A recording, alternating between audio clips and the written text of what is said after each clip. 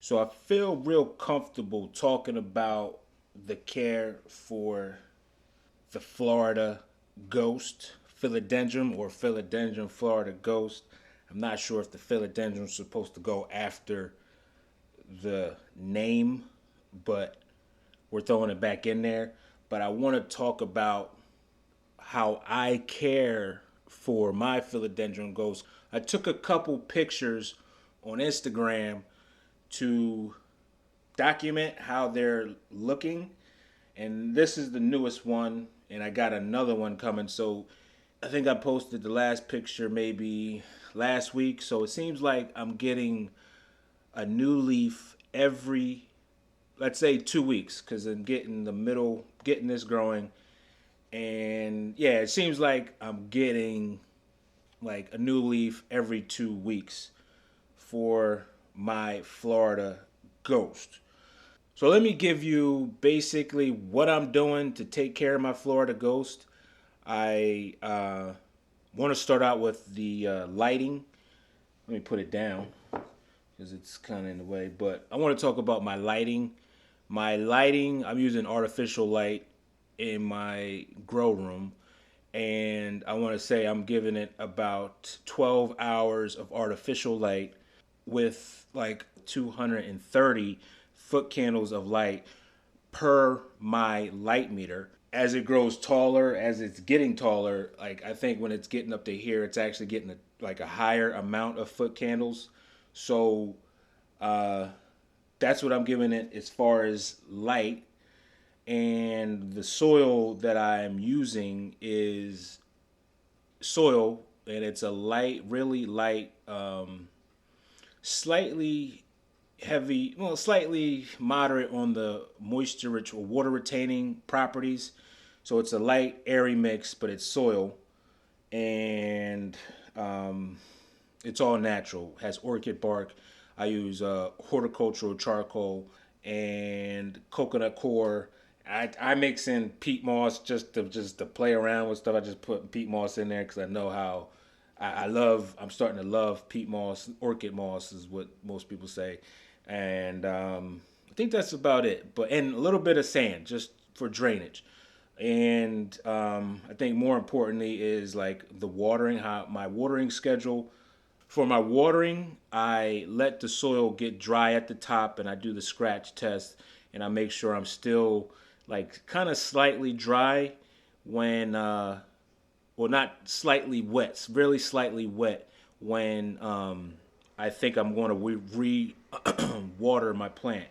I do both methods of bottom watering and top watering, and I have started to give it a low nat. I have started giving it a low dose fertilizer, 222 or 122, or 221, depending on the stages that it's in. But I'm not encouraging flowering right now. I just want to see how it does for me because it's about, I would say, a little bit into over 4 months of me having it, and I've noticed the node spacings, how my nodes look, because if you keep your nodes tight, you can tell if your plant's getting a lot of light. Message. Now, I didn't even mean to rhyme that one, but that's like kind of the way the plant really talks to you and shows you how well it's doing as far as for light. Because if it's stretching for light and it's bending all which ways, it's not getting enough light. Plants love light. They're trying to attack the light. So you kind of got to give them the light. So I see my nodes are uniform as far as for what I've been giving it. You can see this is maybe a week ago, and this is prior to that. This is when I got it. I think when I first got it, they were giving it like a lot of lighting, because you can. I don't know if you can see. Here it is. Let me get a little closer. You can see like the nodes are pretty tight as it's going down to the soil. So I think they were giving it high light, and I started giving it less light. I'm just saying. I'm just judging by my nodes, because like I said, if you keep your nodes tight, the plant won't need much room to try to grab the light. It's basically satisfied with the light, and it's not stretching for the light. So that could be an indicator if your plant is really stretchy or leggy. So that's what I've been given. I believe just looking at the performance and the condition of that plant, I think it's getting enough light. Other things that I do I do with all my plants, I make sure there's air circulation. I make sure I'm checking it daily for pests, because, or at least like a couple times a week, because pests can show up out of the blue and it could just ruin your whole day. So make sure I'm on that. And then also with the photosynthesis thing, these leaves aren't really grabbing too much photosynthesis. Green is the color that all plants need to get some type of energy from the sun. So I do notice when it's this bright white, you'll get this white, and then it'll kind of revert back to like a green in the middle. Then you'll see like more of like a foggy green, and then like your older leaves, these are your older leaves, they're just going to stay green. They're not going to change any color. As for pests,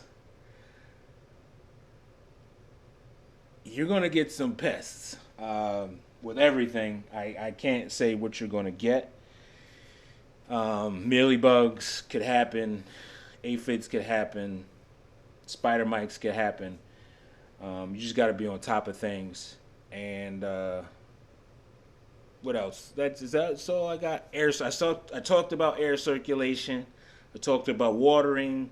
I talked about feeding, because we definitely have to feed our plants. And I also, when I feed my plants, I'm making sure I'm giving them that mycorrhiza and fungal and bacteria properties that help break down the nutrients in the soil so the plant can absorb the soil naturally.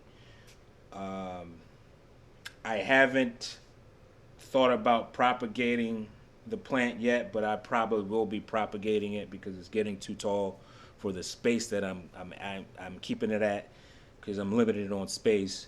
So I'll be doing that, and I'll be showing you guys how I propagate it. But if you had any other questions or issues that I haven't covered, let me know in the comment section below. We could talk about it. We could rap about it, because I'm just sharing my experience with the Florida Ghost, hence the video name, My Care for the Florida Ghost, because it looks pretty good. I'm not going to lie, it looks pretty good. So I think I'm just sharing what works for me, and hopefully it'll work for you. And if you got some questions about your Florida Ghost, you could definitely hit me up in the description or the comment section, and then we could talk about it. I try to get to everybody's comments and things.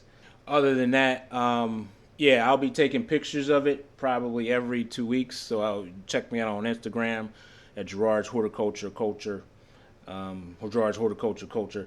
And I take pictures of all my other plants on Instagram just to show you what they look like. And that's what everybody else does. So I'm just happy to take pictures of my plant.